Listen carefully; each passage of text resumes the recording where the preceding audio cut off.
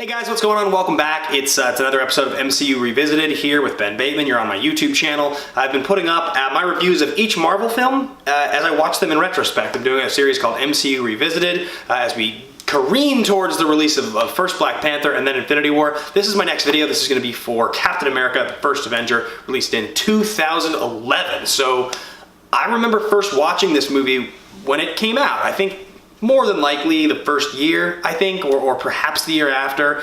And I had a lot of Captain America comics growing up. I loved Captain America. I probably have a few hundred. I read a lot of them. Steve Rogers, though, as a character, was definitely kind of always a Boy Scout, but in the comic books, he didn't really get cool, in my opinion, till later. They tried to make him edgier. They tried to make him cool, but it was around the time that Ed Brubaker, writer who had a couple really great runs on some kind of crime stuff, he did a whole series called about the Winter Soldier, which is a lot of what the second movie is based on.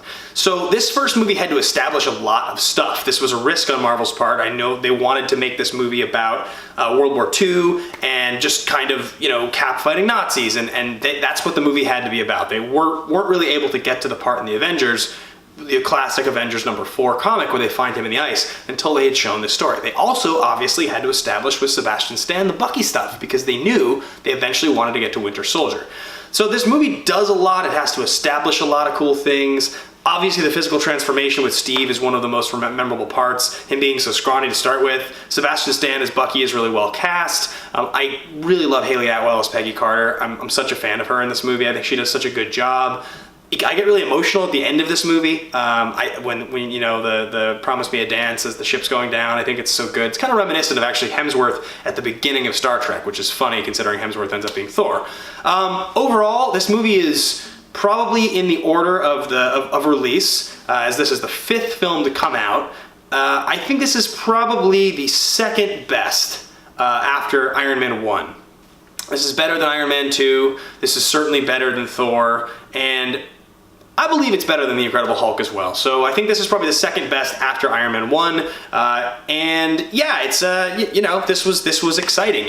It was the last movie I believe to be released. I think Thor came out first, but this was the last movie to be released before the release of Avengers, and they billed it that summer as Captain America The First Avenger to kind of get us on board for what was eventually going to happen.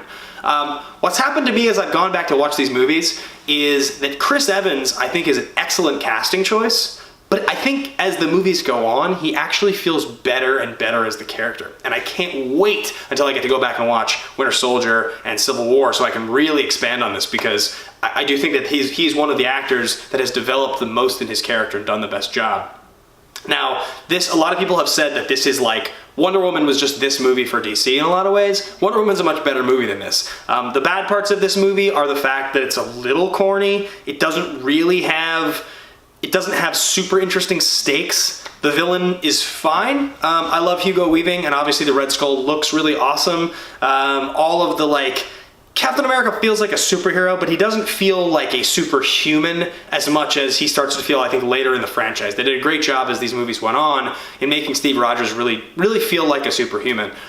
In this movie, it takes a little while to get going, so the first sort of 40 minutes of him becoming Captain America, the origin story part of it, pretty entertaining, but overall you walk away from this movie feeling like, yeah, that movie's good. That movie's totally good. I think if you're gonna rank all 17, in the end, probably we'll do a final ranking. I wouldn't be surprised if this is top 10. It's certainly in the top half. I don't think this is a bad movie. They've made some pretty bad movies, but yeah, all in all, I think pretty good. There's a real lack of memorable, his crew, so like Dugan, those guys, they're not very memorable. His gang in the comic books, his old gang that they were all parts of S.H.I.E.L.D., they don't really do much for me. I think it's probably the weakest part of the movie overall, but his relationship to Peggy is great. The stuff with Howard Stark is interesting, to say the least. There's definitely some good casting choice there with Dominic Cooper, and yeah, I think that for the most part, this movie ranks probably inside my top 10. I love the casting of Chris Evans. They really struck gold with that one. He's super jacked, and watching this movie or a Thor movie just makes you feel bad about yourself, because you're just like, man, I just wish that I was jacked like that. even if you work out, even if you're somebody who's like a pretty like a workout person, a fitness person, it's hard to not watch these movies and just be like, man, if I took care of myself, I could look like that dude. So yeah, anyway. But back to the ranking. I think this movie is pretty good, certainly above average, and that's my review of Captain America: The First Avenger. So thanks for watching, guys. Please favorite the station, not favorite the station, wrong platform. Subscribe. Comment, leave your thoughts below. I'm going to be doing this for every single movie in the MCU. Find me on Twitter at Ben Bateman Media. Watch Action Movie Anatomy every single week. We've got Captain America: The Winter Soldier coming up next week on the show, so I'll probably do this around the same time I do that. And yeah, guys, thanks for being a part of this channel. I want to keep growing this, so subscribe if you like what you're watching. Thanks, guys. Have a good one.